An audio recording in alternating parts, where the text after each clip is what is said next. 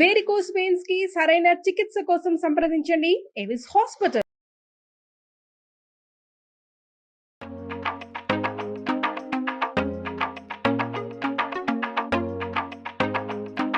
Suman TV ప్రేక్షకులందరికీ సంక్రాంతి శుభాకాంక్షలు.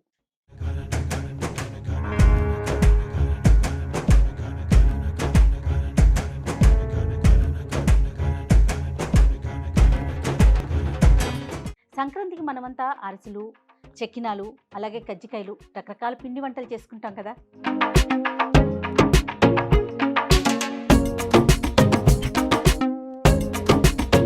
ఎప్పట్లాగా కిచెన్లో కాకుండా కొంచెం కొత్తగా, మాకు కొత్తగా ఉండాలి, చూసేందుకు మీకు కొత్తగా ఉండాలి కదా. అందుకే ఈ సెటప్ అంతా వేసుకున్నామండి.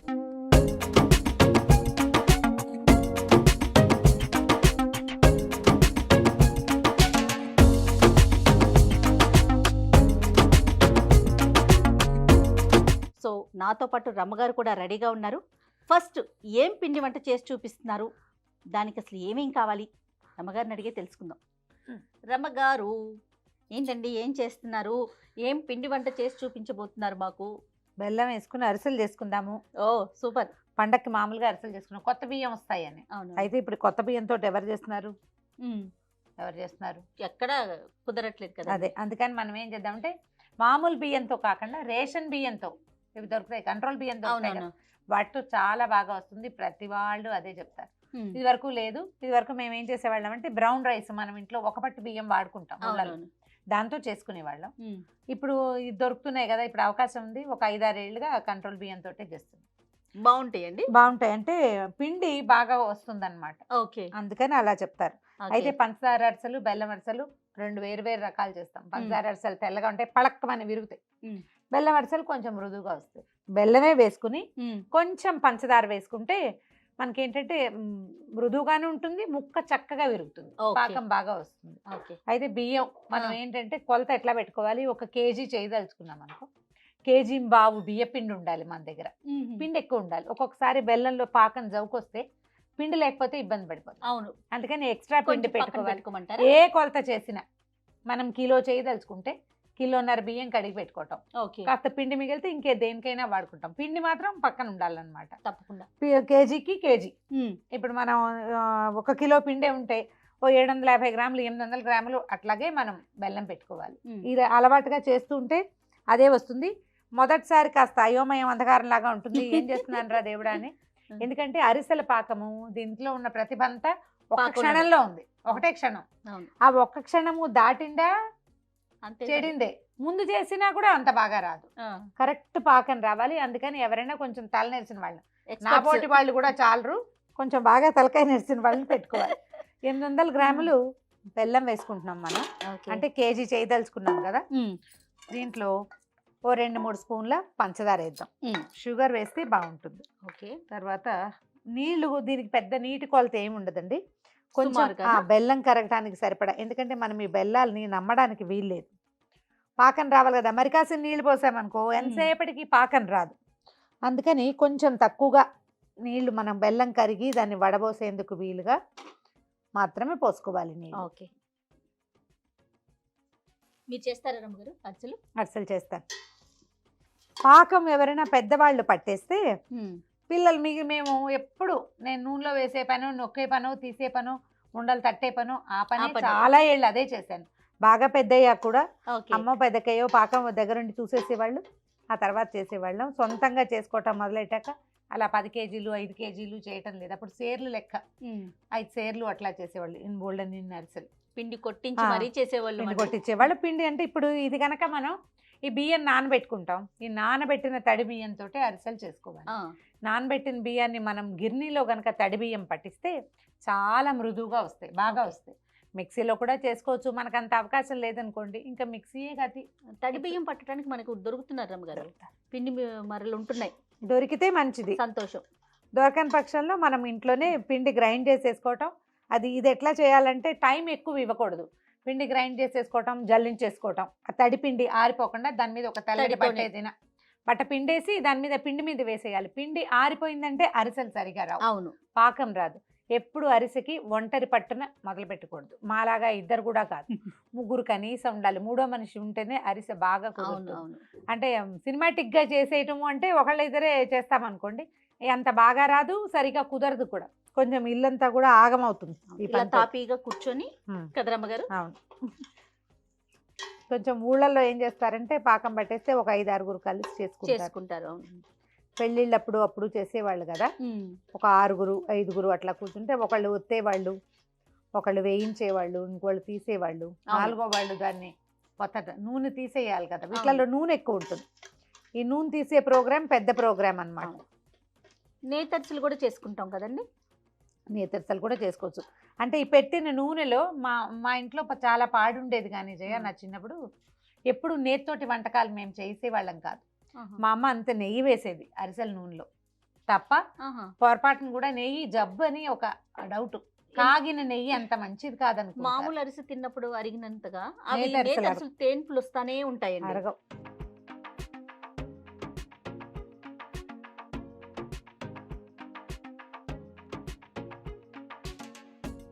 బెల్లం కరిగిపోయింది జయ, కొంచెం ఇసుకుండేందుకు అవకాశం ఉంది. అవునండి. ఒక్కసారి వడపోసేసుకుంటే మనకి సేఫ్ సైడ్ అన్నమాట.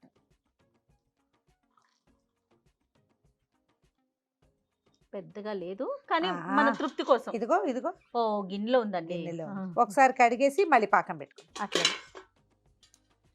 మళ్ళీ స్టవ్ వెలిగించడం, ఈ వడపోసిన పాకాన్ని పోసేద్దాం గిన్నెలో.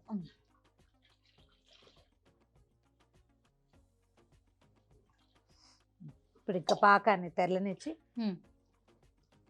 చిక్కబడాలి. ఇంకొంచెం ఉండాలి చిక్కబడాలి కదా. ఇది ఎక్కడ ఇంకా ఏం లేదు, లేదు చూడు, ఒక రేగ వస్తుంది మనకి. ఓకే. ఉండపాకం కావాలి, తీగ పాకం కాదు.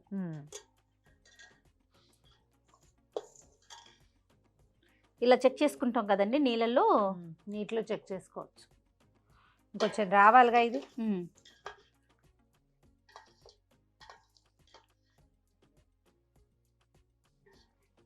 మనం పోసిన నీళ్ళని బట్టి ఈ టైం ఉంటుంది జయ. మనం నీళ్ళు ఎక్కువ పోసిన కొందికి టైం ఎక్కువ పడుతుంది. నీళ్ళు పోయకపోతే మనం వడపోసుకోలేం కాబట్టి నీరు పోసుకుంటాం, తప్పదు. ఇంకా అది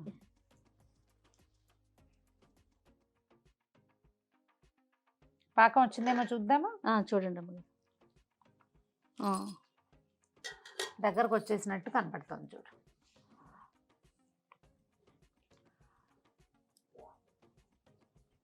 మనం ఇది చూసే లోపల అది వచ్చేస్తుంది. అవునవును చూడు, గట్టి తిత్తి వస్తుంది.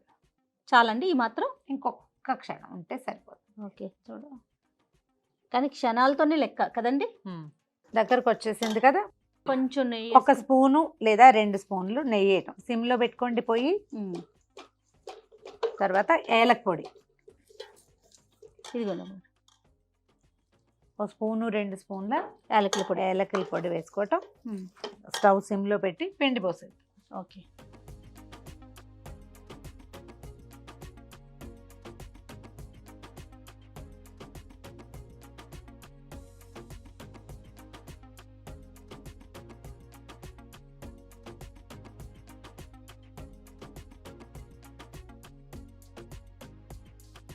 ఈ పిండి ఎంత వరకు పోసుకోవాలంటే ఇప్పుడు మనకి లెక్క ప్రకారం చూడు, 800 గ్రాములు బెల్లం పెట్టామా. అవును, 800 గ్రాములే మనకి పిండి పట్టాలి లెక్క ప్రకారం. ఒక్కోసారి ఒక చారెడ్ ఎక్స్ట్రా పడుతుంది బెల్లం తాలూకు జవుకుని బట్టి. అందుకని మనం కరెక్ట్ కొలత పెట్టుకున్నాం అనుకో, ఇంతకి ఇంత అని, అప్పుడు లూజ్గా అయిపోతుంది. అప్పటికప్పుడు బియ్యం నానటం, పిండి పోసుకోవడం చాలా కష్టం అవుతుంది.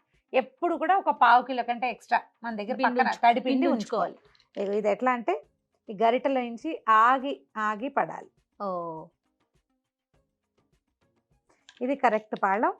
దీంట్లో మనం నువ్వులు పక్కన పెట్టుకున్నాం కదా, నువ్వులు పోసి కాసిన ఇందులో కలిపేసి పక్కకు పెట్టుకుంటే చల్లారాక ఇంకా అరిసెలు ఒత్తేసుకోవటమే. ఓకే రమ్మగారు, వేసేనా? వేసి తర్వాత కూడా వేసుకోవచ్చు, ముందైనా వేసేసుకోవచ్చు. ఇది నువ్వులు ఉంటాయి మన తెల్ల నువ్వులు, నువ్వు పప్పు, ఏది కుదిరితే అది, ఏది మన దగ్గర ఉంటే అందులో పోసి పెట్టుకోవటం. మూత పెట్టి పక్కన పెట్టుకుని ఈ లోపల మిగిలిన ఏర్పాట్లు చేసుకుని, దీనికి 2 ఏమేం కావాలి మనకి, అరిసెలు బతకడానికి అరిటాక్ కానీ ప్లాస్టిక్ కవర్ కానీ ఒకటి, తర్వాత తీయడానికి ఒకటి, తీసిన తర్వాత అరిసెలు ఒత్తటానికి చెక్కలు. దీనికి ఖచ్చితంగా ఈ పదార్థానికి కావాల్సింది ఏంటంటే వీటన్నిటితో పాటుగా చెక్కలు కావాలి. అవును, చెక్క ఉంటేనే అరిసె బాగా కుదురుతుంది, లేకపోతే నూనె ఉండిపోతుంది. పక్కన ఓకేనా పెట్టేద్దామా? మూత పెట్టేసుకుందాం. జయ మన పిండి చూడు ఆ. ఎంత పర్ఫెక్ట్గా ఉందో. ఓ సూపర్ ఉంది రమ్మగారు. ఎదుగు. ఒక కొంచెం నిమ్మకాయ సైజు ఉండలు చేసుకుని పెట్టుకోవటం. ఓకే చూడు ఇంతంతవి. ఓకే వేడి చల్లారిపోయింది. చల్లగా అయిపోయిందండి. చల్లారిపోయింది. దీంట్లో ఉన్న అడ్వాంటేజ్ ఏంటంటే అరిసెల్లో ఈ పిండి కలుపుకుంటామా చక్కగా చల్లారిపోయాక ఎత్తి ఫ్రిడ్జ్ లో పెట్టుకుంటే 4 రోజుల దాకా ఎప్పుడు కావాలంటే అప్పుడు బతుకుని వేసేసుకోవచ్చు. అవును. మేము ఊరు నుంచి కూడా తెచ్చుకునే వాళ్ళం అట్లా. ఈ మన తమిళనాడు కొన్ని ప్రాంతాల్లో అయితే అరిసెల పిండి చక్కగా షాపుల్లో దొరికేస్తుంది. అవును. ఉండలు చేసేసి జయ మేడం ఎంత బాగా చేస్తుందో చూడండి, ఎంత బాగా చేస్తుందో. జయ నువ్వు ఇట్లా ఇట్లా అంటావు కదా అలా అలా అన్నారు. మీరు పొగుడుతున్నారా తిడుతున్నారా? అదేంటి పొగట్టమే అంతేనా? అంటే నాకు ఇంతకంటే బాగా పొగట్టడం రాదు మరి. ఓకే దీన్ని పొగడితే తీసుకుంటారు అమ్మగారు. కొంచెం నూనె చేయి కానీ చేసుకోవటం, ఉండలు చేసి పక్కన పెట్టుకోవటం, టక టక టక ఒత్తేయటం, వేయించేసుకోవటం అంతే. ఓ 10 ఉండలు చేసి పక్కన పెట్టుకున్నాక మనం నూనె పెట్టుకుంటే సరిపోతుంది.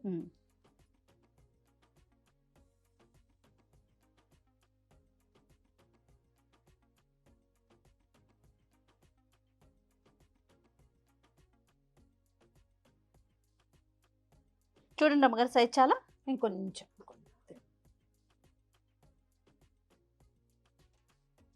నూనె కాగిపోయింది జయ. ఓకే అండి. మీడియం ఫ్లేమ్లో ఉంచుకుందాము. ఇది ఎప్పుడు హై ఫ్లేమ్లో చేయకూడదు. ఓకే. హై ఫ్లేమ్లో కనుక వేస్తే ఏమవుతుందంటే మనకి పైన రంగు వచ్చేస్తాయి.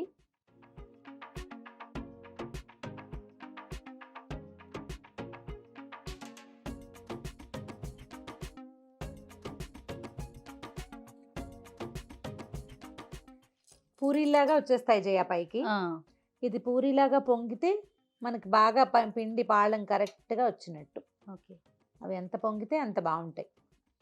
అరిసెలు మెత్తగా ఉంటేనే బాగుంటాయి రమ్మగారు. నాకైతే అట్లా నచ్చుతుంది టేస్ట్. మీకుండి? అంతే మెత్తగా అంటే కొంచెం కరకరలాడాలని ఉంటుంది. ఓకే. మన అలవాటు. కొంతమంది గట్టిగా చేసుకుంటారు, అవి బాగున్నాయి అనుకుంటారు వాళ్ళ టేస్ట్ని బట్టి. వాళ్ళకి కరకరలాడితే ఇష్టము.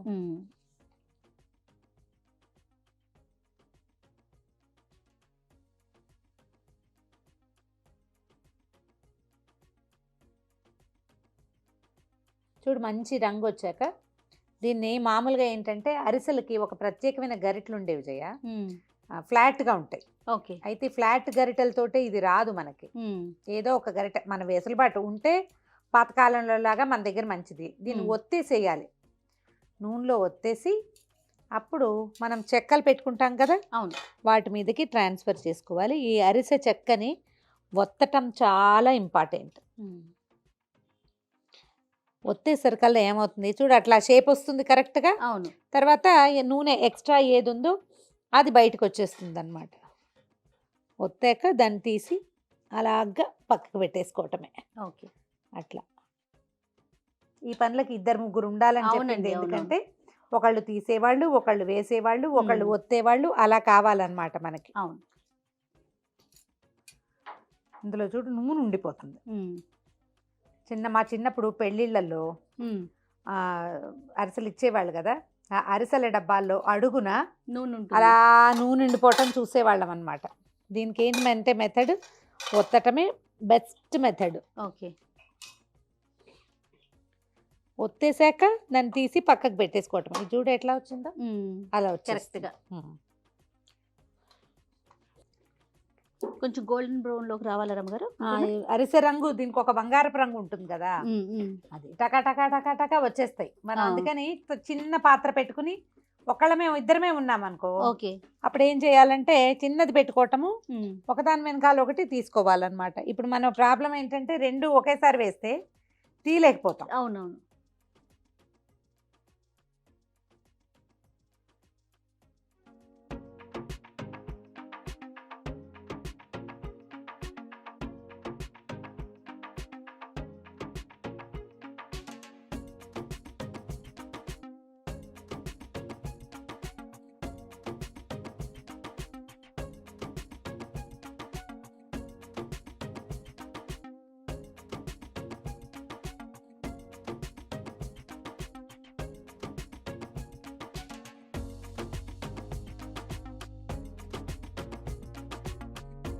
సో చూసారు కదండి, చక్కగా రమ్మగారు అన్నట్లుగా ఇద్దరం చాలలేదు, స్క్రీన్ మీద మాత్రం మేము ఎదురుగా కనిపిస్తున్నాం, మా వెనకాల ఎంటైర్ క్రూ అంతా వర్క్ చేసింది అరిసెలు చేయడానికి.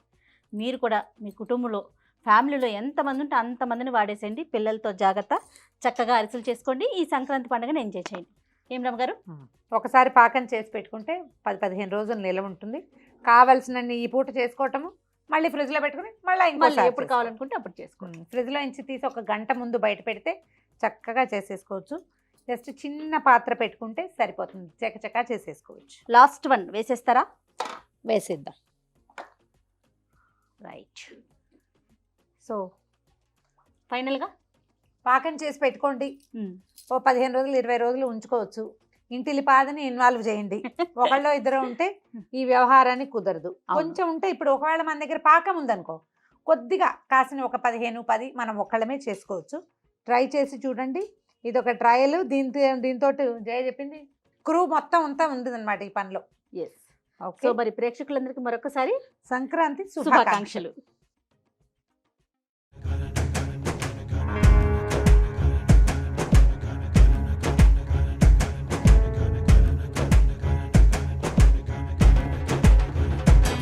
అరిసెలు చేసుకుందాం. అరిసెలే చేసేసుకుందామా?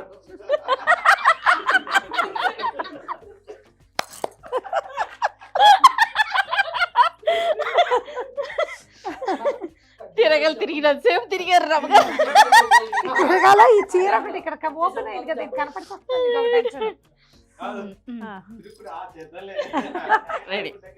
మీరేమో న్యాచురల్ గా ఉండాలన్నారు కదా, అంత రెడీనా?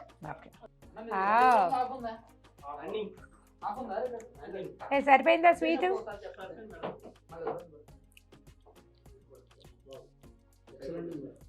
ఓకేనా? నేను డబల్, మా ఆయన ఒక పాప. I'm not single. నువ్వు కిచ్ కిచ్ కిచ్ అంటావు ఒక పక్కన. Okay ready? చెవలండి. కిచ్ కిచ్ కిచ్ కిచ్.